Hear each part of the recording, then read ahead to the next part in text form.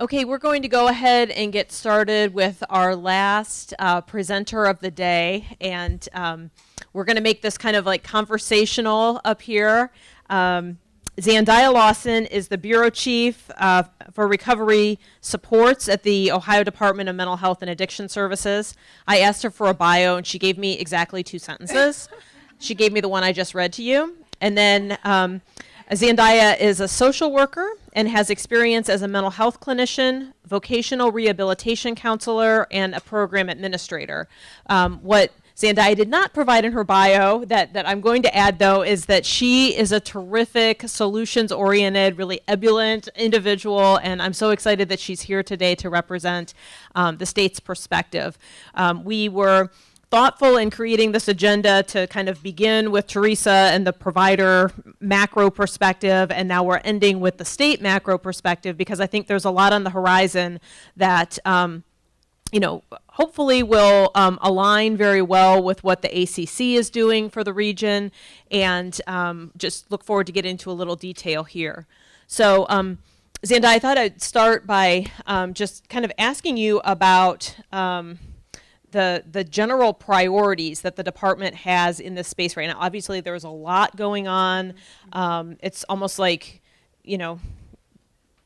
it's an equation of huge need, but also huge opportunity at the same time. So just kind of, I wanted you to talk a little bit about the governing principles and priorities to kind of get us started here.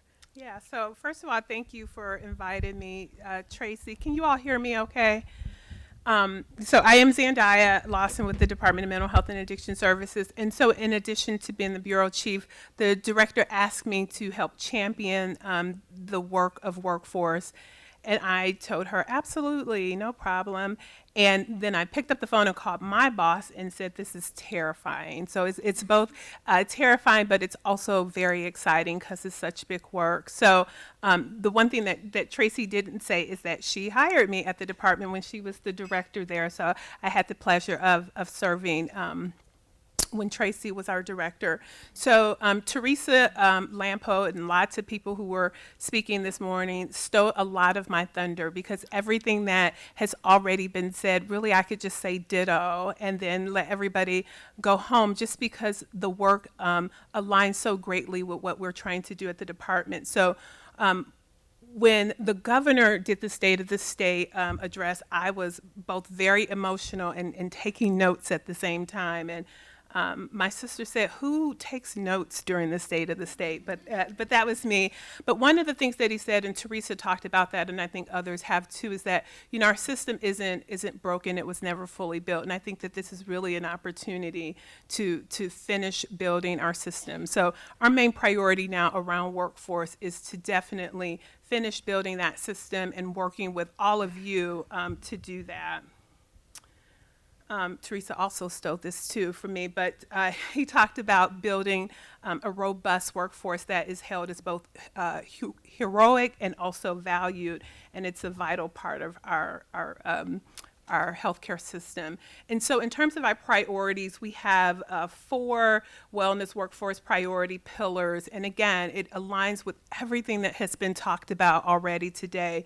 Increasing the career awareness. We have a very vast and broad workforce in behavioral health, and much of it, I think it's hidden, and I think people don't know about it. I talked to Sarah a bit ago and told her that as a social worker, I became a social worker about 25, 30 years ago.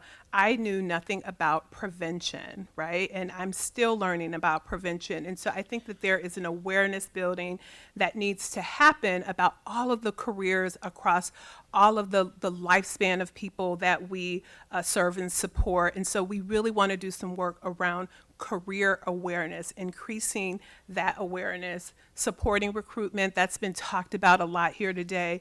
Incentivizing retention. We have to build the pipeline, but we have to also focus on people who stay. We know many people leave, but we know many people stay. I termed a phrase, the stay force. What are we doing to support those individuals who stay? And then lastly, and this has been talked about a lot too, supporting contemporary practice. How do we support the people who are in our workforce to be more educated, more skilled? How do we upskill them? How do we support them in that development? So those are really our priorities and the pillars in which we work.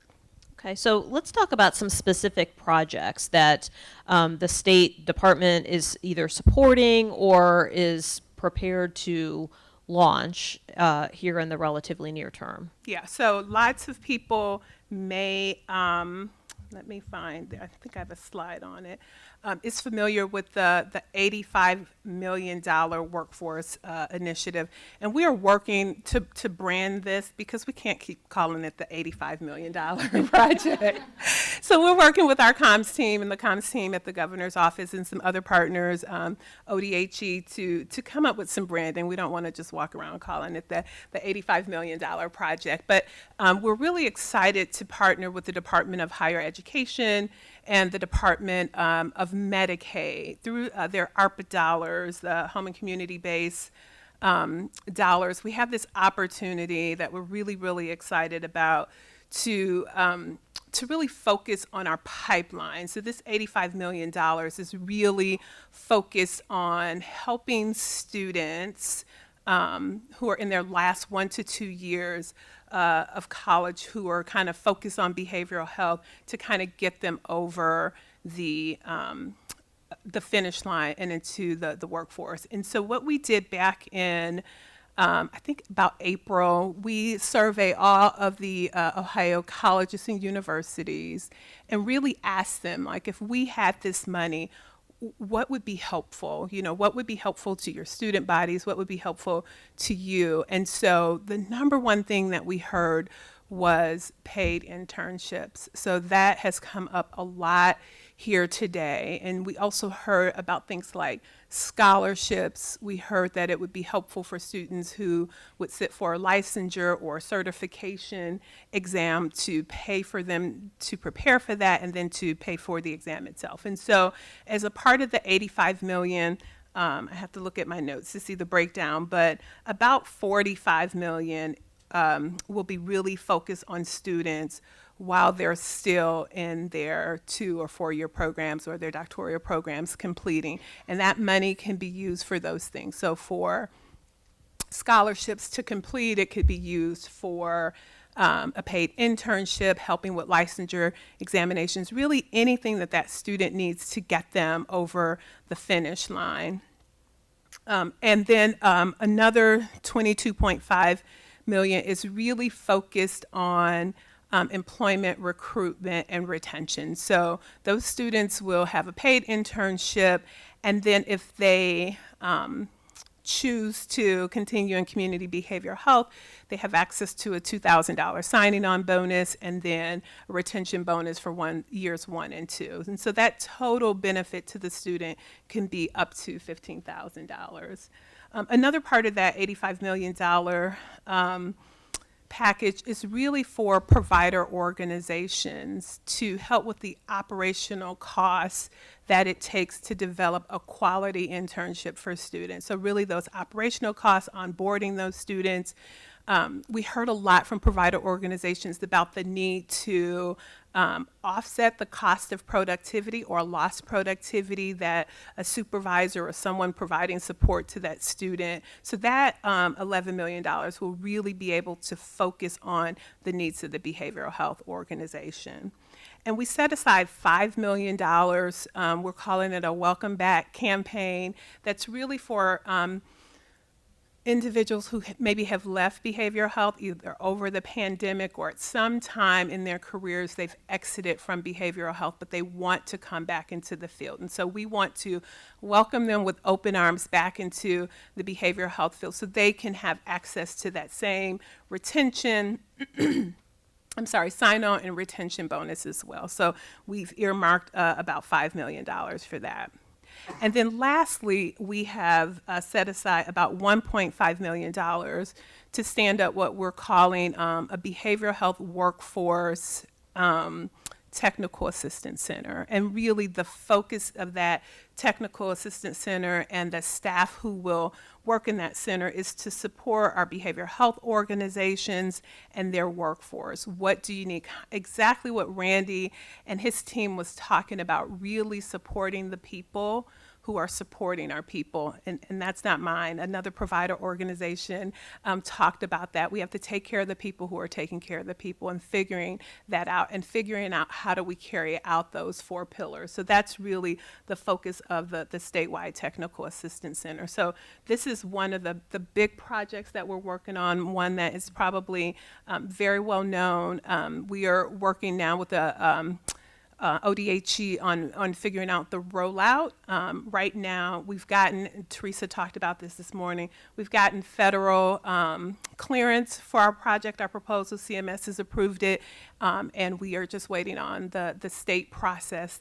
It's a part of Senate Bill 357, so it's making its way through the legislative process, and we're hoping to kick it off, hopefully by early calendar year next year. So in follow-up here, I heard a lot about recruitment and even welcoming people back to the field, but I didn't hear a whole lot in that 85 million about retention of existing staff. And Yeah. just wondering if there's anything on the horizon Yeah. in that zip code. Yeah, and one of the things I should have mentioned is that within the $11 million that's going to provide an organization, a part of that is, and we heard a lot of this talked about this morning, is that growing your own and building your own. So within that $11 million, it's really for that stay force that I talked about and helping maybe people who are dependently licensed become independently licensed. So a portion of that is really for those individuals too. So within that 85 million, that is the extent to the stay force or the people who are retaining in behavioral health.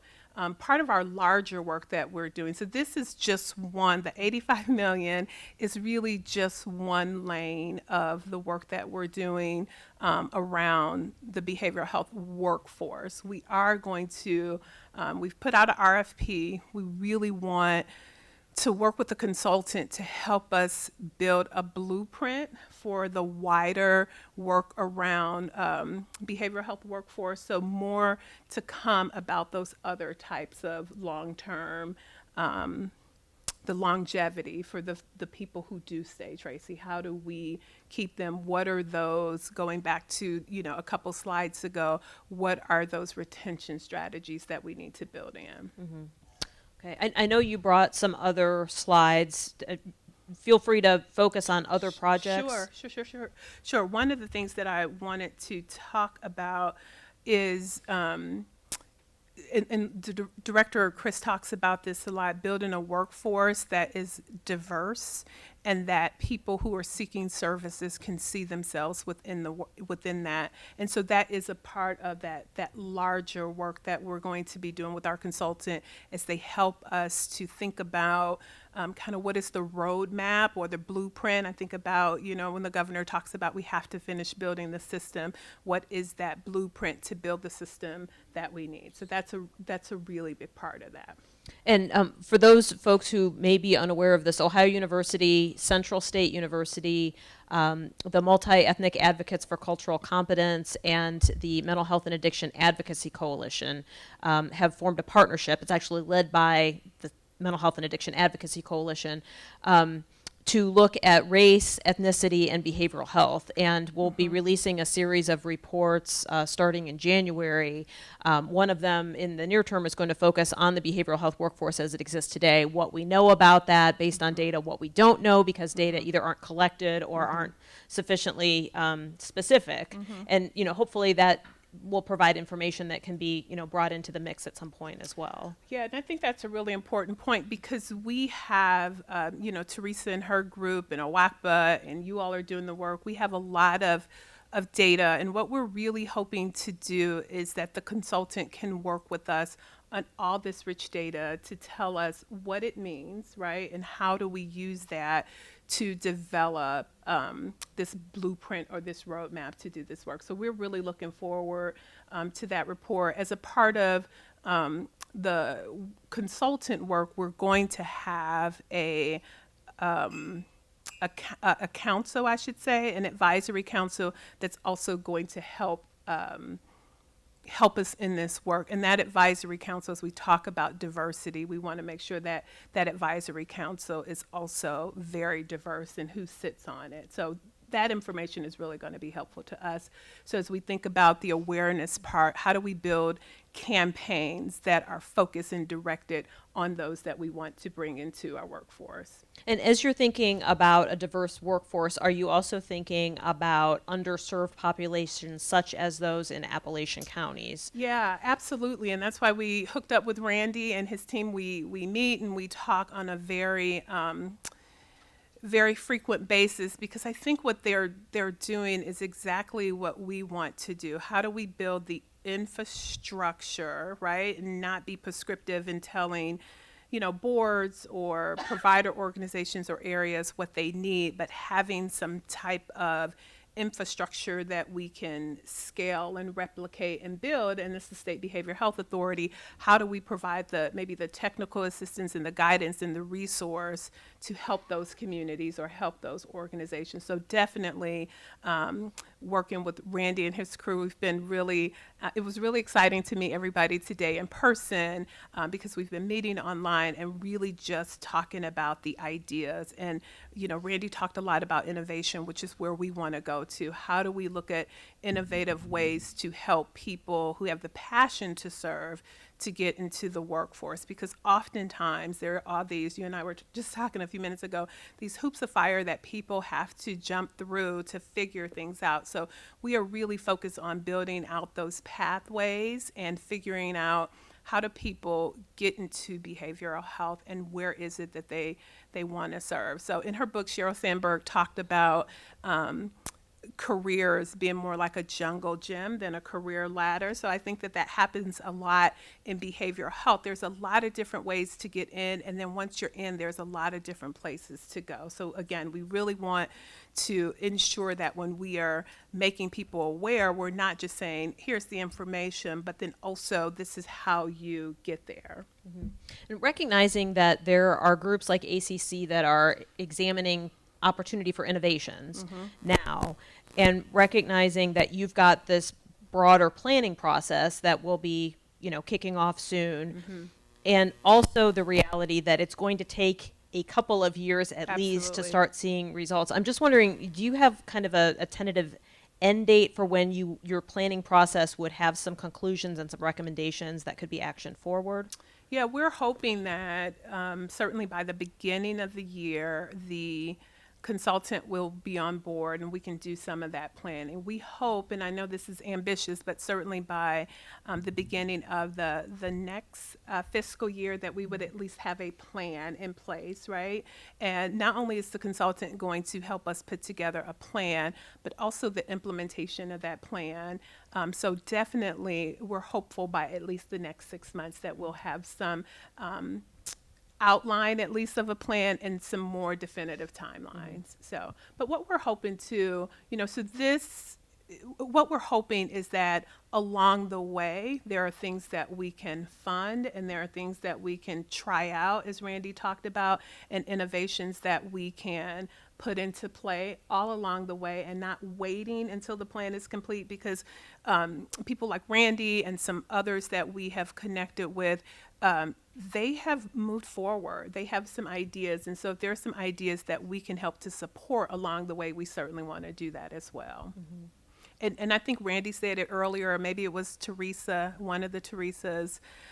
If you have ideas, we want to hear them. We want to hear them now, right? You are the boots on the ground. Maybe there's just something that just needs some resource and some support. We definitely want to do that. So that's a great segue to my next Good. question. Is there anything that would be helpful for you to ask of this group at this time, recognizing that you're kind of on the precipice of a lot of work? Yeah, definitely. All their ideas. I took a lot of notes today, and I have a lot of things asterisked. I'm like, man, that's good, and that's good too.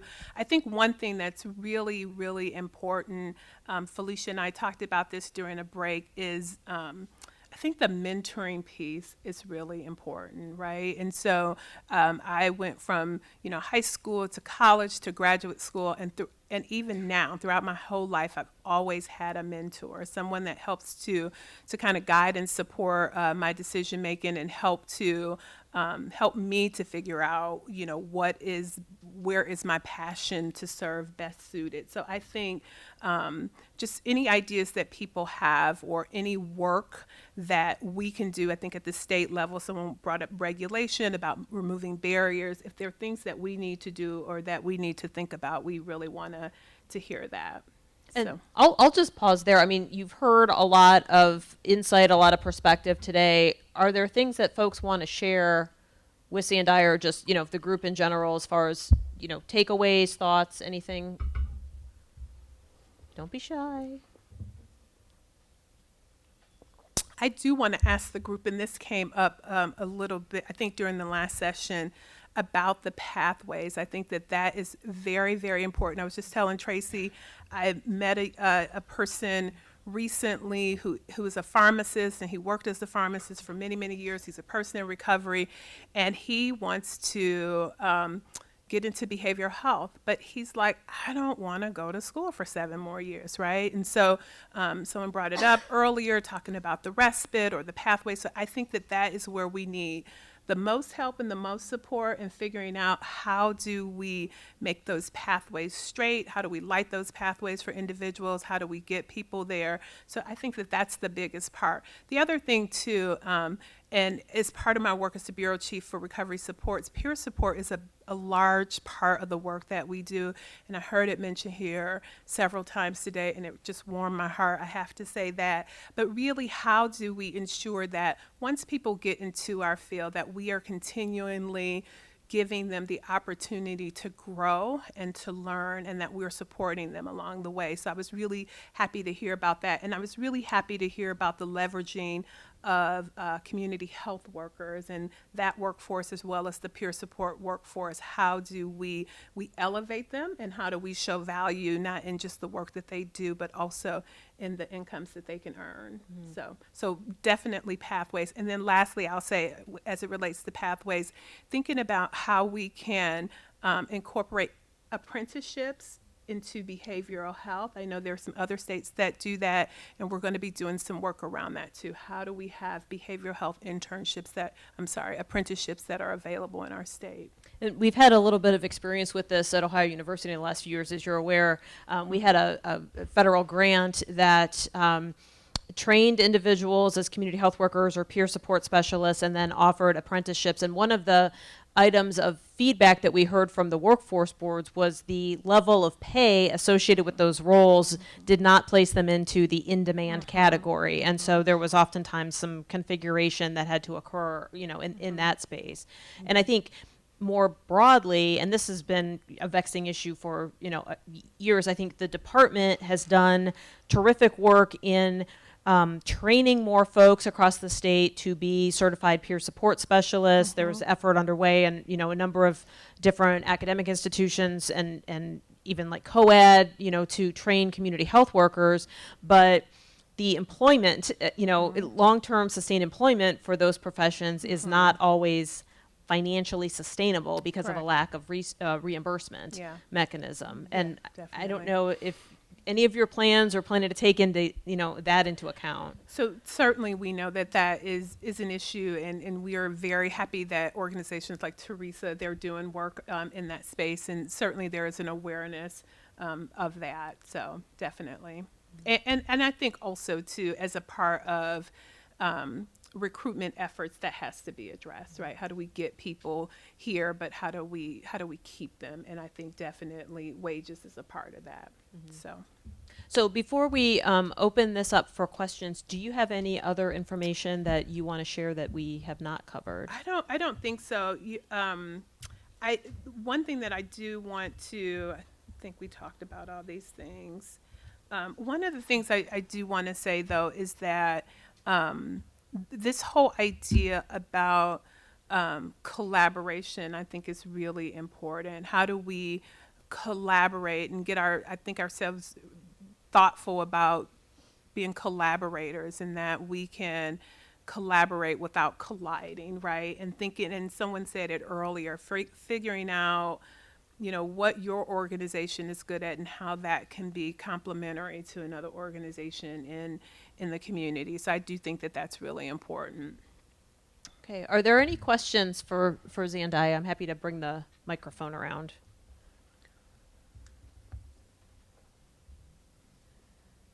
I don't have a question, but I have a comment. Okay, give me the mic so they can hear online. Thank you. So again, my name is Felicia, and I work with an organization called Future Plans. Part of the work that I do is at Ursuline College, where I provide career services to students. And just listening to everyone today, something came to mind in regards to collaboration and retention of the workforce, people in the workforce.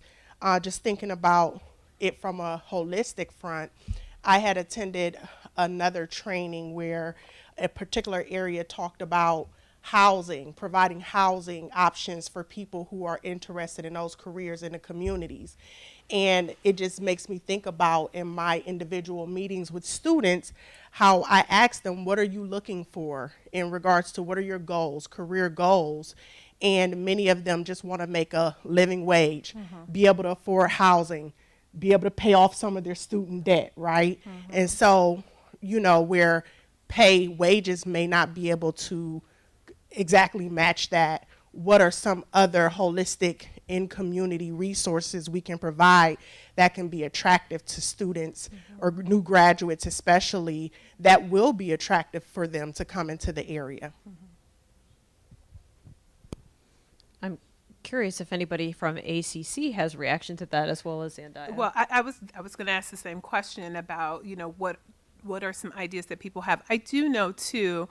I can't remember what community college that we work with that talked about this, but really focusing on the whole person, right? In behavioral health, we not only serve individuals, but we serve their families and their communities too. And I think especially when we think about community colleges and maybe the non-traditional student, that we have to look more holistically about what their needs are as they are working their way through. And I think that more and more colleges and universities are developing these success centers to figure out what is it that this person needs to successfully make it all the way through, right? So I was a first generation college student, so the academics weren't an issue. It really was all of those other things for me, being away from home, being in a new space, being, the support that I needed because my family wasn't there. So really almost like those whole wraparound services for individuals too. We've heard examples of people needing to be linked with childcare or transportation.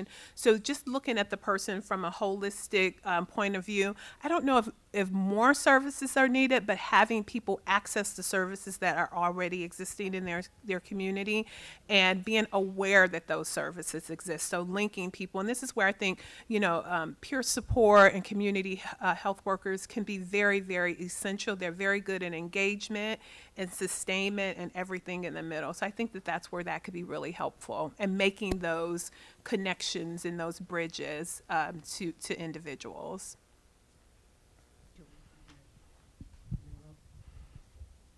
I don't always speak for us, but let me just say, I guess it reinforced what Zandia mentioned.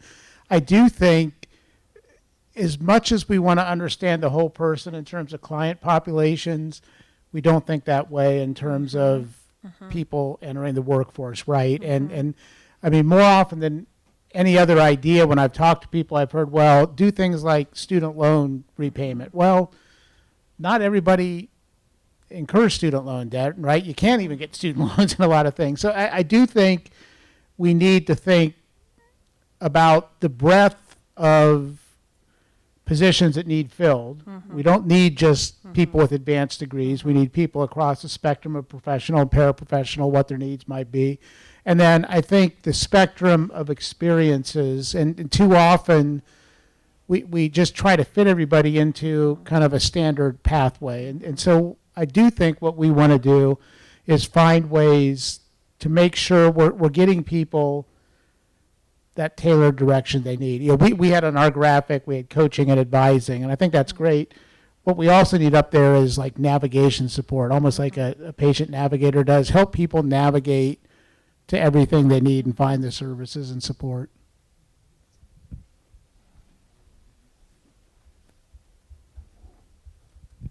Ty from Pickwick County ESC, and I've been sharing this with everybody since last meeting when I first found out about it. I've shared it with several in the rooms, and I know Melanie's, she has heard me talk about every meeting we've been in together.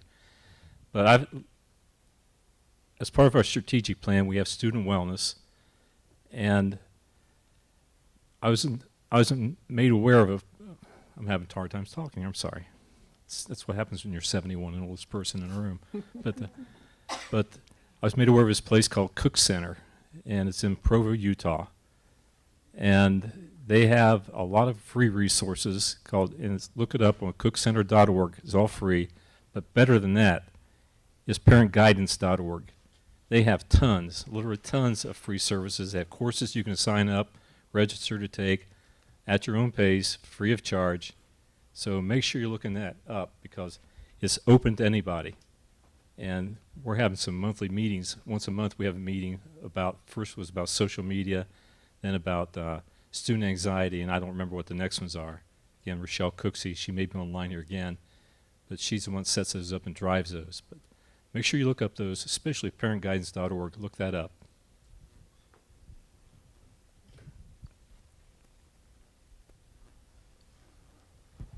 Also, just to go off of his parentguidance.org, they do almost like a monthly open call for families. So if you have, what I've run into in different districts are parents that are just like, we need support in handling the behavioral health or mental health of our kiddos. And so parentguidance.org has doctors and social workers that dedicate like a online hour. So when you submit questions and they answer the questions and provide support for families for free. Exactly. And I can get that information to Randy. You're welcome to log into ours. Ours is on the fourth Tuesday of the month at 7 o'clock. There's a Zoom meeting. It's fantastic. Other insights or questions? Oh, sorry, Teresa. I guess I sort of have a suggestion. I had mentioned that I utilize my peer support folks and my community health workers to bridge the gap between getting someone in for an appointment. And I think one of the complaints that a lot of peer specialists have is that they're not valued by the organization because they're low pay or what have you. But I think if we could really look at a specialty with our peer supporters, such as intervention specialists or pre-treatment specialists, might really add to the marketing value of our folks, plus really bridge a gap that's desperately needed right now within the workforce. And I feel like that's so value adding for me. I have 4 peer supporters, and they're constantly running, whether they're going to pick somebody up and they're actually doing these interventions with our folks. But I can't tell you how much that would mean to me to have people coming in trained that, hey, I got this, I know how to do this part. I think that would be a very easy sell for the organizations. How could you not afford to hire folks that are already trained in doing these interventions? I mean, I know the training is extremely diverse, and sadly with a lot of the folks, we do have to focus very heavily on HIPAA and boundaries and things like that, because those are important. And lines can easily get blurred when you're working peer-to-peer, but I feel like if we could really help educate them and have them be more of a specialist, an intervention specialist, I could add quite a few more, and I probably think that I believe most people could do that as well. So that's just a suggestion that I'd love to see happen personally as an agency director.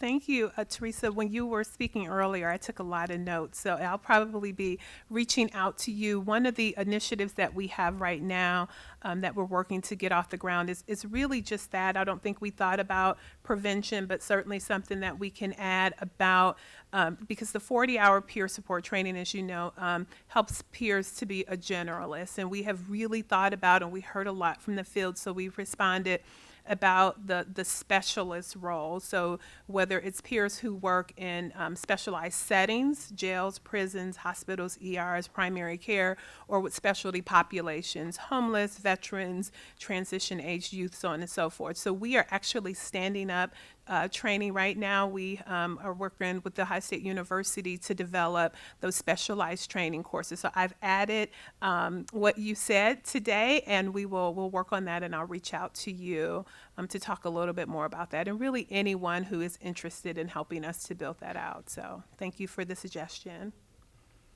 Other questions or observations? Oh, yes.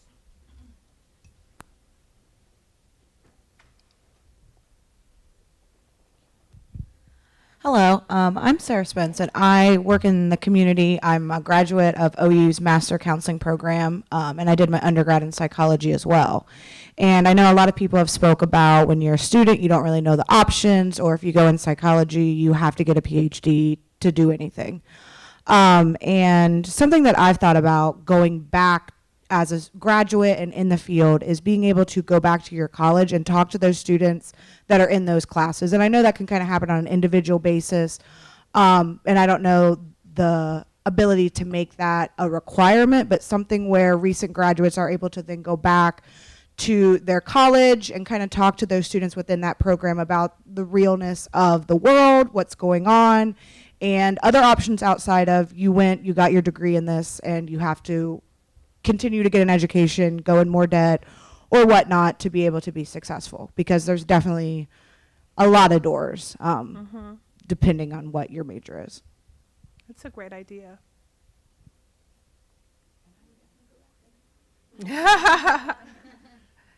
Other feedback? Doug. Well, it was just more of a question. You said that part of the ARPA grant was going towards organizations to support the mentorship and internships, and we try to do a lot of that. And from my own personal perspective in running an agency, a small agency, we've increased overhead to try to provide as much supervision and mentorship as possible, but then it takes a toll, especially when COVID hits.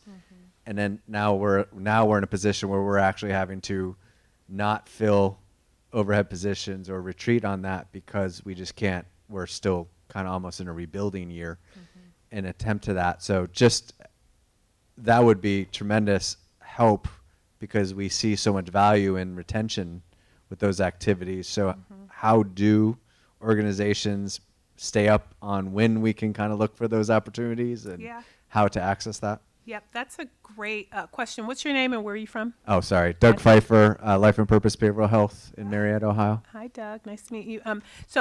That's a very good question. And right now we are working internally and then also with ODHE to work on communications and really just an FAQ and a how-to for provider organizations as well as our colleges and universities. Our research team has developed and they're refining a dashboard, I'm calling it really a match board, to look at all of the colleges and universities who are eligible to participate and all of the behavioral health, the home and community-based organizations. And there's just this beautiful interactive tool that we are going to be reaching out to all behavioral health organizations to find out who your contact person is in your organization and what level of supervision can you provide. I heard someone mention earlier today that in certain parts of the state, counseling, there's a lot of availability of counseling. In my county, in Franklin County, there's more availability for LSWs and LASWs. In other parts of the state, it's counseling. And so what the provider organizations will tell us are the students and the supervision level that they can take and really begin to build those bridges with those colleges and universities that are in your community. So we are working on that. That'll definitely launch probably within the next month or two, so you'll be contacted by someone at the department. Also, too, we held a series of listening sessions with provider organizations, with boards, people with lived experience, advocacy organizations, and really kind of wanted to hear from them in terms of, again, what are their needs, what needs to happen.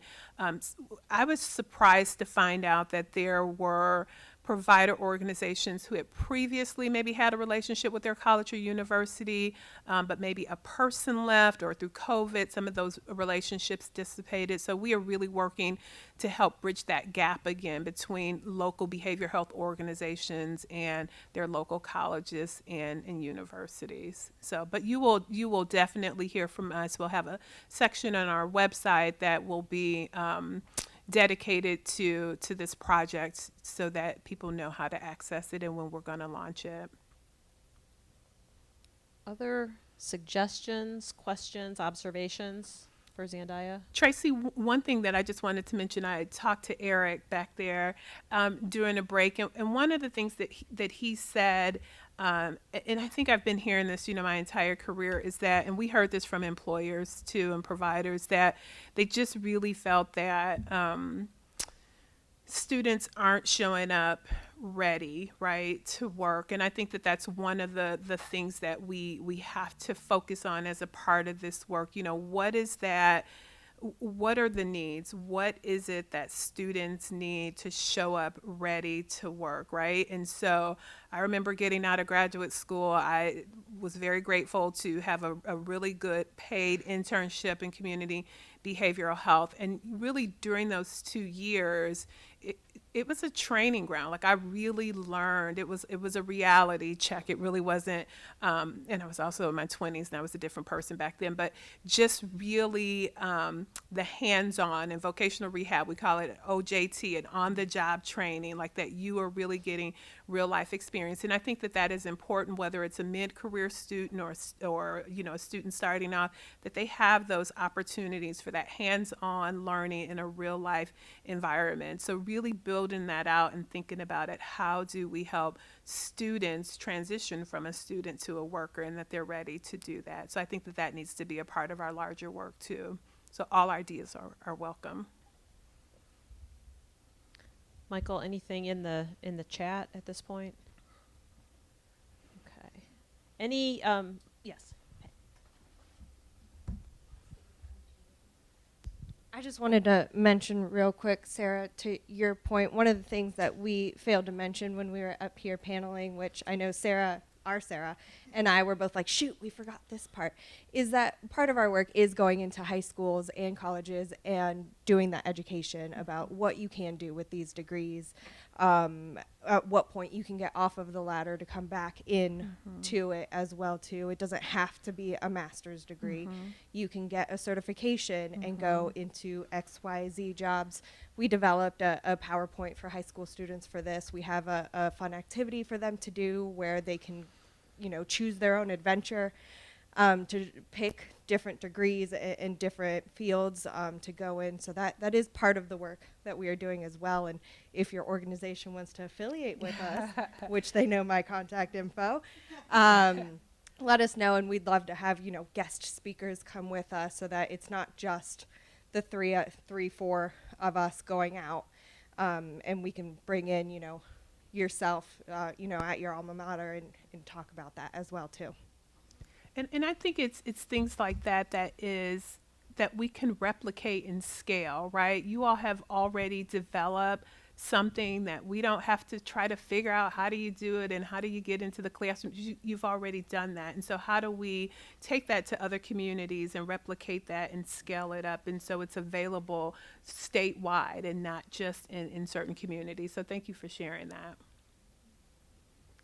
Any other final thoughts for Zandia? Well, please join me in thanking her for her time today.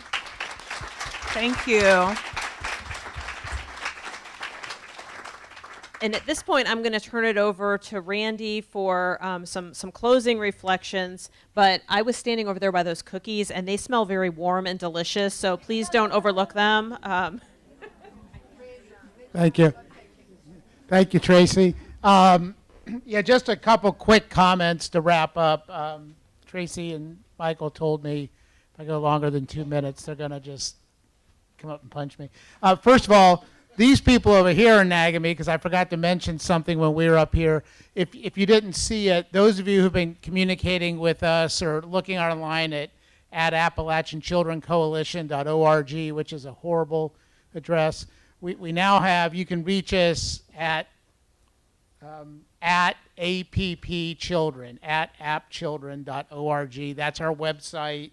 Our emails are all that. So that's mainly so that I don't keep making typos when I try to send my emails out. So be sure to get that. I also, just a couple quick things to wrap up, and then you by all means grab cookies. You will be receiving very shortly via email an evaluation form for today, and we really ask that you fill that out and send it back to us. We want to know what resonated with you. We want to know even more so what maybe didn't resonate, what we could do better. And really, a lot of what we did today reflected what we heard in the evaluation from the symposium we did last year. So give us your feedback so we can use that to help shape where we go in the future with these things. I do want to also just close by acknowledging once again Ohio University's College of Health Sciences and Professions. They really have been a huge partner in this. They've really organized all of this, and it went much better than if I had organized it. So I do want to give a shout out, especially Tracy Plauk, who really helped to shape a lot of the agenda today and brought a lot of thought to the agenda. Then Michael Searles, who just organizes everything. If you ever have a chance to work with Michael, you just say, oh, let's do this, and then she just runs with it. So both of them are great, and really all the staff in the college. If we could just acknowledge their work, I'd appreciate it.